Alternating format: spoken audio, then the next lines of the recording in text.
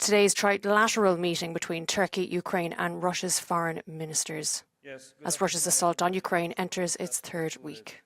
A trilateral meeting between me, Russian Foreign Minister Lavrov, and Turkish Foreign Minister Cavusoglu. It lasted for about an hour and a half. And first of all, I would like to thank Minister Cavusoglu for putting this meeting together. It was not easy, but he succeeded in facilitating this contact, this first ever contact between Russian and Ukrainian foreign ministers since the beginning of the Russian aggression against Ukraine. This meeting was both, this conversation was both easy and difficult. Easy because Minister Lavrov basically followed his traditional narratives about Ukraine. Difficult because I did my best to at least find a diplomatic solution to the humanitarian tragedy unfolding in on the battleground and in the besieged cities. The most tragic situation is currently now in the city of Mariupol, on the Sea of Azov. The city is being bombarded from the air. It's being hit by artillery fire. And I came here with a humanitarian purpose, to walk out from the meeting with the decision to arrange a humanitarian corridor in and from Mariupol. From Mariupol for civilians who want to flee this area of fear and struggle, and humanitarian corridor to bring in Mariupol humanitarian aid.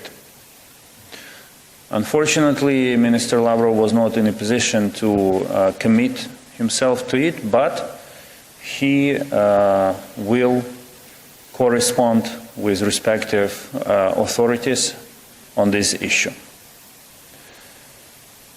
We also raised the issue of a ceasefire, 24-hour ceasefire, to resolve the most pressing humanitarian issues.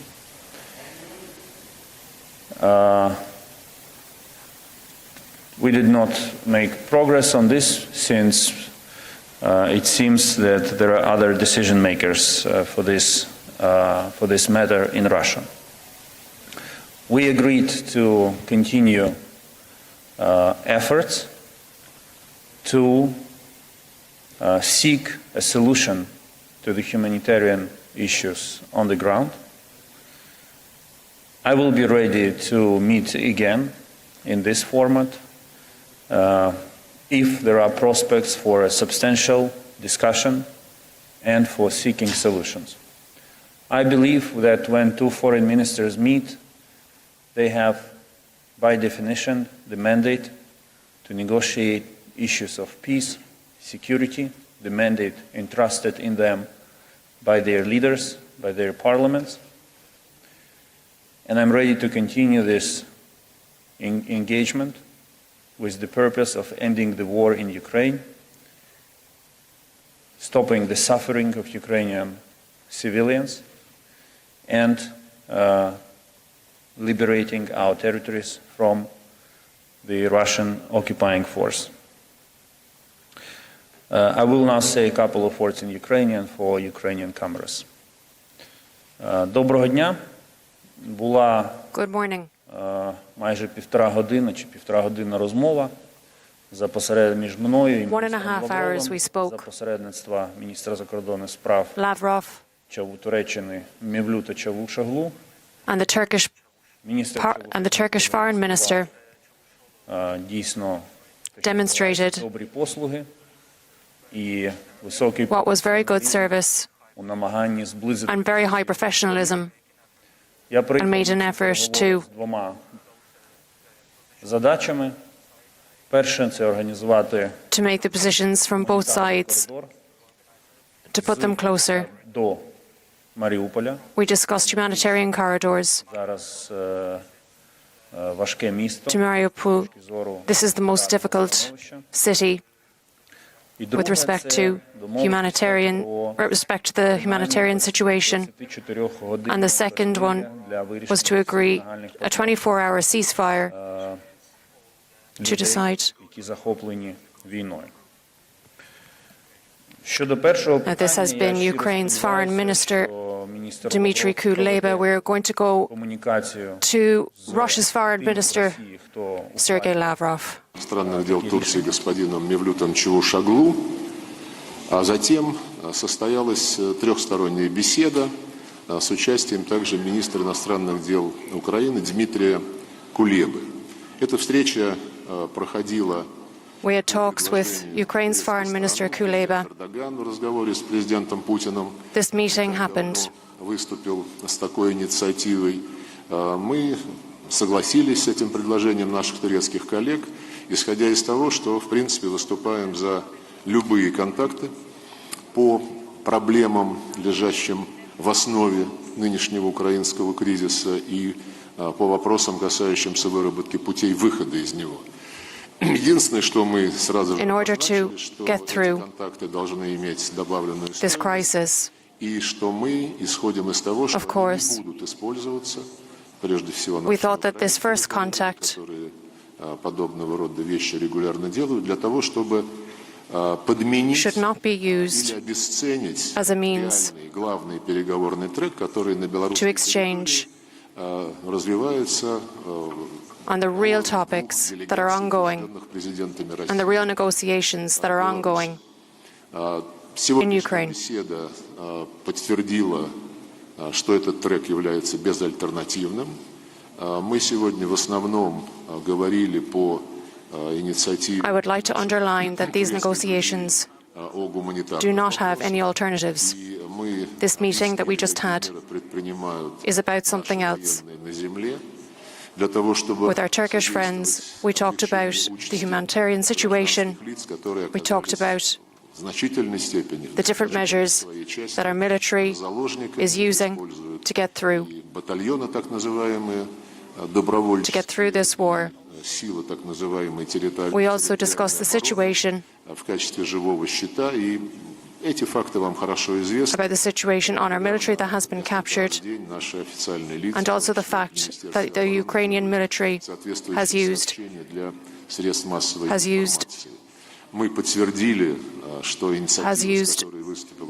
people as human shields.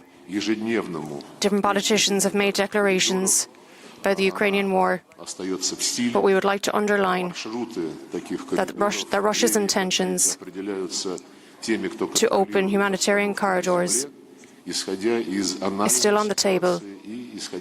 We want to open these corridors. This decision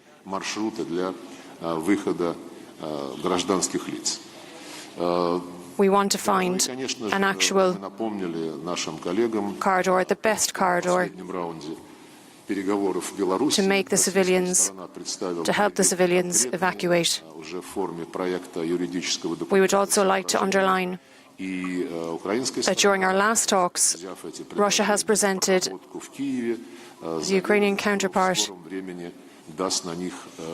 measures and strategies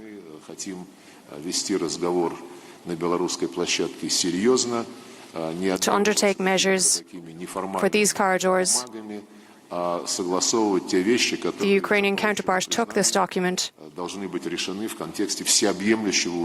and tried to analyze this document, and we are still waiting for their answer in this context. Of entering security, of maintaining security on the European continent. We spoke about all of this, and I am ready to answer any questions. For those of you who are just joining us, we're bringing you live footage now from Antalya in Turkey, and this is Russia's Foreign Minister Sergey Lavrov. Sayın Bakan, Now, this has been, of course, the first high-level peace talk since the invasion began between Turkey, Ukraine and Russia. Excuse me, sorry.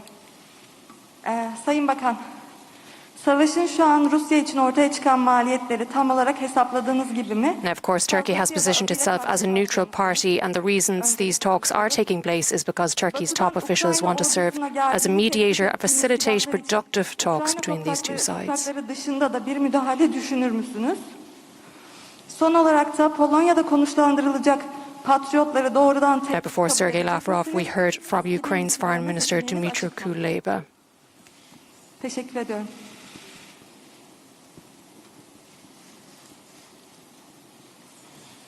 Я не очень понял в переводе, но если отвечать на вопрос о том, как развивается специальная военная операция, эти оценки дают, во-первых, представители нашего This is Russia's Foreign Minister Sergey Lavrov speaking.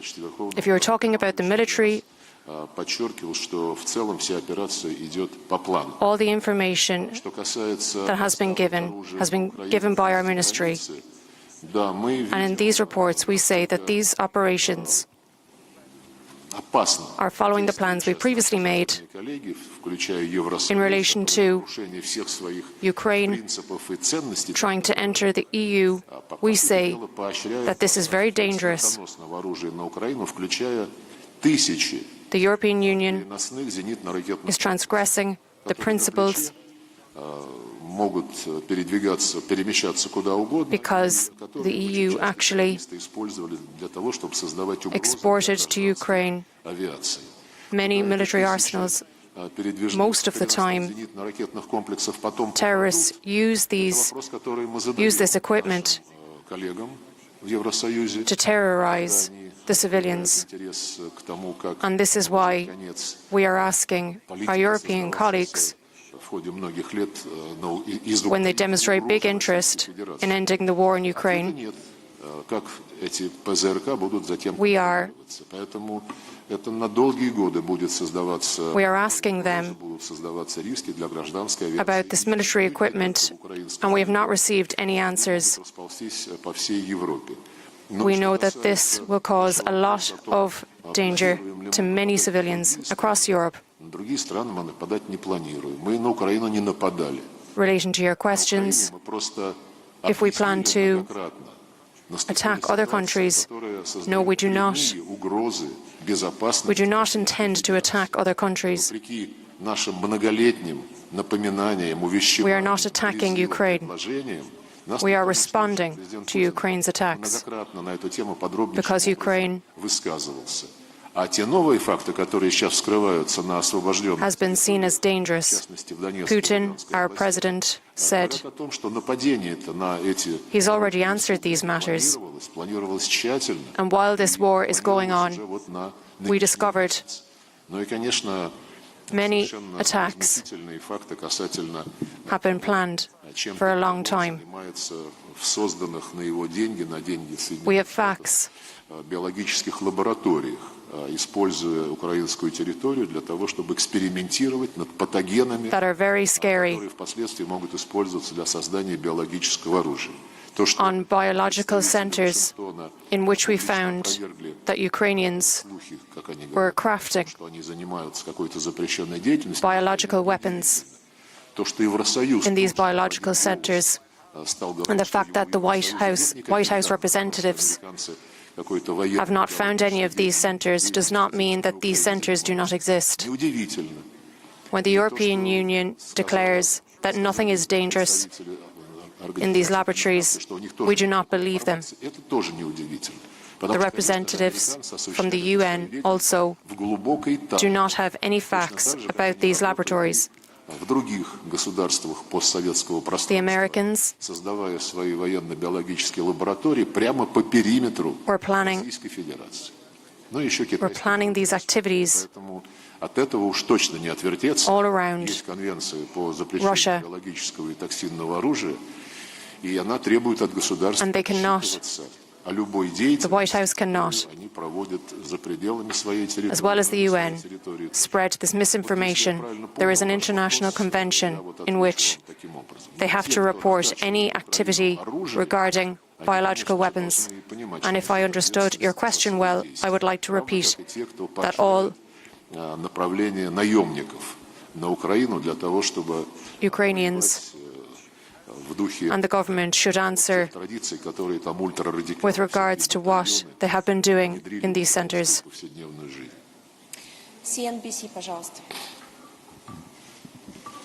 We also would like to, thank you so much for taking my question. My name is Hadley Gamble. I'm with CNBC News. for those of you who've just joined us, you are watching live pictures now from Antalya, Turkey, where Sergey Lavrov, Russia's foreign minister, is taking questions following a trilateral meeting between Turkey, Ukraine, and Russia's foreign ministers. Do you agree with President Zelensky that that is an atrocity? To target pregnant mothers and children is in fact an atrocity. And also, for the Russian people themselves, today Russia faces a $40 billion default. That's worse than we've seen the Russian economy since 1917 and the Bolshevik Revolution. How do you justify it to the people at home? And this is, of course, the first high-level peace talk since the invasion began between Ukraine and Russia. Спасибо большое. Ну, про родильный дом не в первый раз мы видим патетические вскрики по поводу так называемых зверств, которые чинят российские. This is not the first time we are hearing about these atrocities that the Russian army has apparently been unleashing. But on the 7th of March, or the 6th of March, I don't remember really well, but during the Security Council, our delegation presented facts that this maternity hospital has been undertaken by military, and all women and children have been taken out from this building and became super radical, and a Nazi battalion have been camping there. So you are actually showing with your question that this, about how bad public opinion has been manipulated by Western media. This is, unfortunately, the situation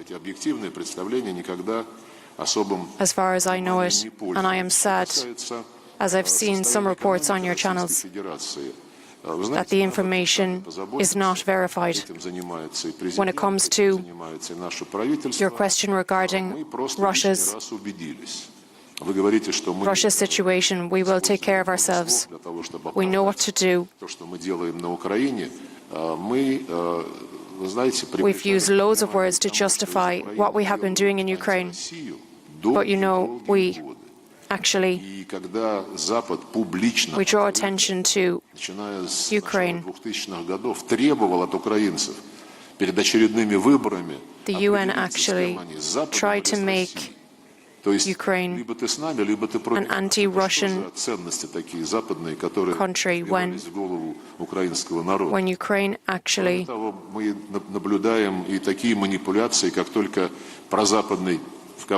Ukraine started putting ideas in Ukrainians' heads about independence. You're the ones who asked them to choose whether or not they wanted to remain friends with Russia or not. Every time you're transgressing the Ukrainian constitution, when the US forced Ukraine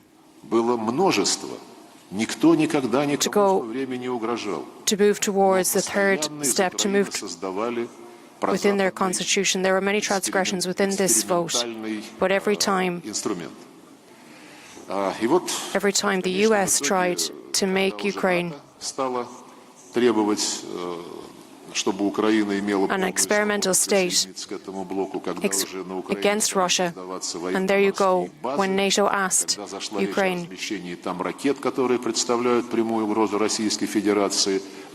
when Ukraine asked NATO to enter the alliance It was a clear tactic against Russia, and we've now discovered all of these chemical laboratories that were going rogue about their activities. When we started asking о принципах безопасности на европейском континенте. И нам сказали, говорить о чем угодно можете, но в вопросы расширения НАТО даже не лезьте. With our Мы allies сами это будем решать без вас. about the situation. Не волнуйтесь, вашей безопасности расширение НАТО не угрожает. А с какой стати? We talked about nuclear arsenal, Вопросы нашей безопасности and we realized that our partners, our EU partners, didn't mind these questions. They didn't care about our security in Russia when we saw clearly that nuclear arsenal was a problem. And then we realized that we cannot talk with NATO because they're more interested because they're not interested in understanding the needs of the Russian people. We were undergoing this special operation. We do not want Ukraine to have a special military. We do not want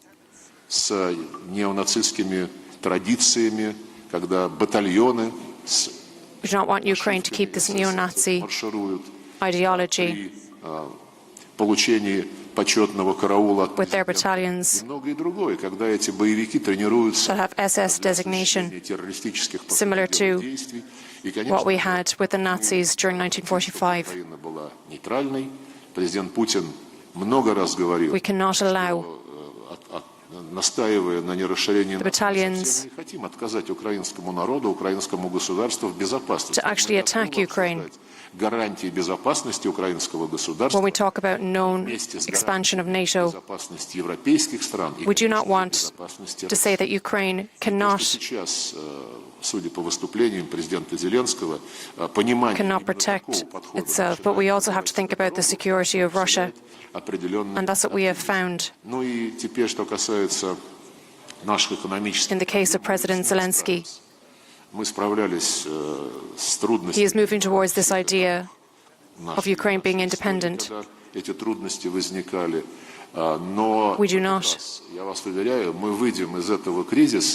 not mind this tension. We know we will exit this crisis. Russia has had tough times in its past. This crisis will end, and we will leave it with a clear conscience. We will no longer have illusions about the West. We will not have any illusions that the West can be a trusted partner.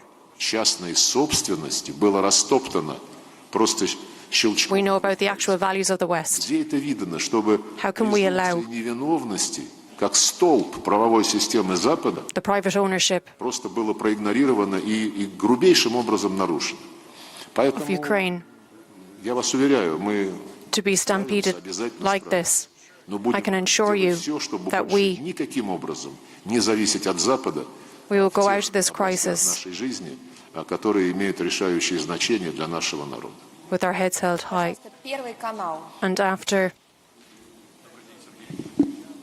And now we've realized that the relationship with the West is not so important regarding our future.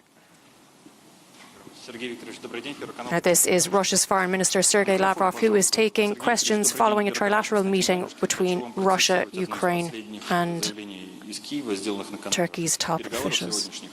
Замглавы офиса президента говорит, готова к дипломатическому регулированию, но единственные серьезные переговоры, которые могут быть проведены с русскими, были бы возможны на президентском уровне. Считаете ли вы целесообразным в данный момент или в будущем ближайшем организовать переговоры на уровне президентов двух государств? Спасибо. Now, these talks follow an airstrike earlier on a maternity hospital in Mariupol. Мы только хотим, чтобы эти контакты организовывались не ради самих себя. Sergey Lavrov says Putin will not decline this contact. We just want to mention that these contacts should not be. These meetings should have impact. We talked about this today with Mr. Kuleba. We talked about this meeting, and we said again that we are for more meetings if we know that we can actually get results. But the Ukrainian government, over the last couple of years,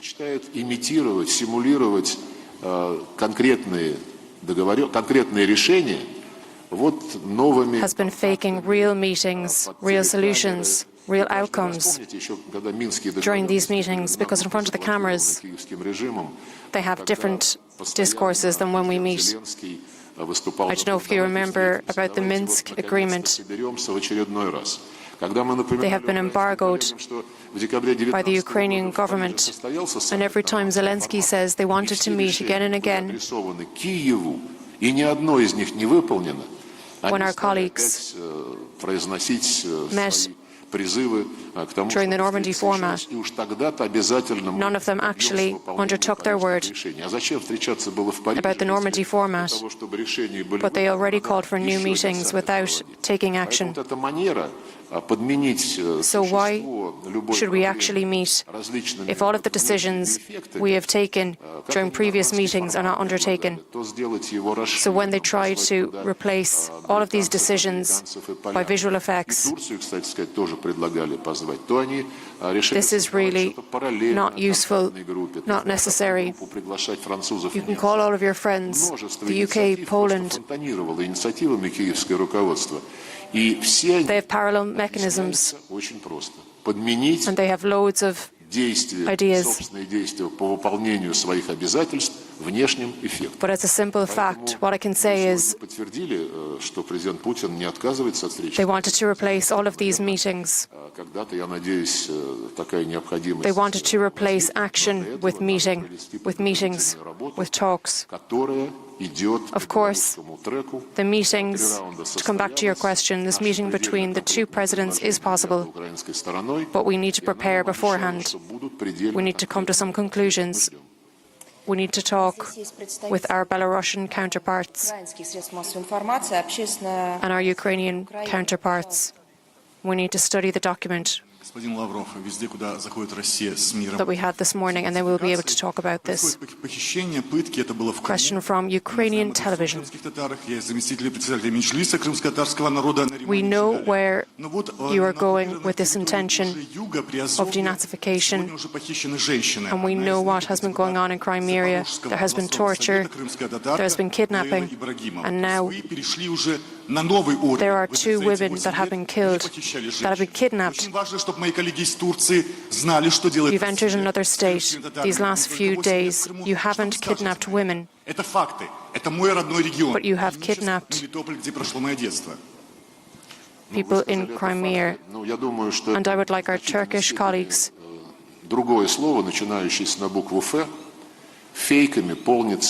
This is Sergey Lavrov, Russia's foreign minister speaking.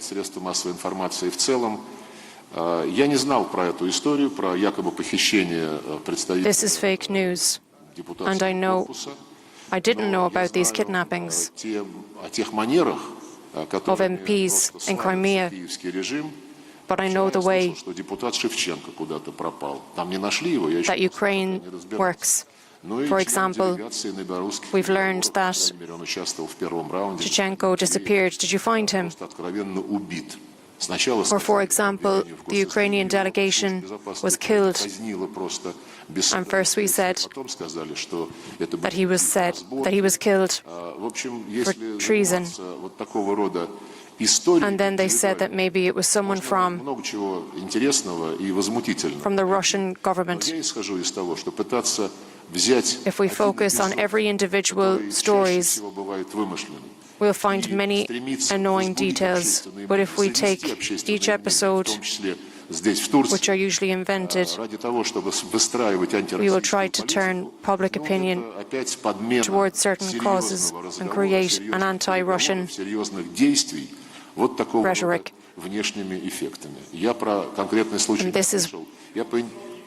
this is leaving serious conversations. Serious conversations have been taken over by these ideas. There are so many ideas, there are so many names of families, and I will look into them. But I've never heard about these stories, about these kidnappings. I've learned, as I've said, about Chichenko, who disappeared. Another question.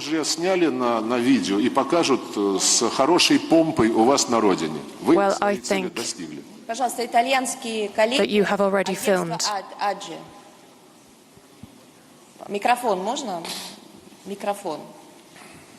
For those of you who've just joined us, we have live coverage coming from you now from Antalya in Turkey, where Russia's Foreign Minister Sergey Lavrov is addressing questions. Your Excellency, thank you very much. Lavrov has just said.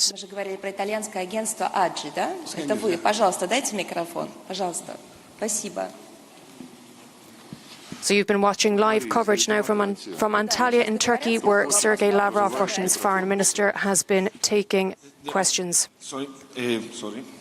Before this, we had Ukraine's foreign minister, Dmytro Kuleba, who was giving a review following a trilateral meeting between Turkey, Russia, and Ukraine's foreign minister. Now, this was the first high-level peace talk since the invasion began between Ukraine and Russia. Now, unfortunately, there was no major breakthrough today, but all parties agreed to seek solutions to the humanitarian issues on the ground. Now, Turkey has positioned itself as a neutral party, and the reasons these talks are taking place is because Turkey's top officials want to serve as a mediator and facilitate productive talks between the two sides.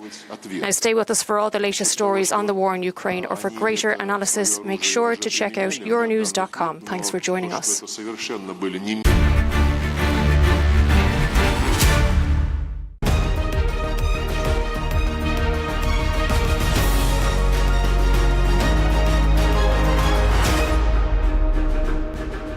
Good morning, Europe. I'm Mariam Zaidi, and these are our top stories.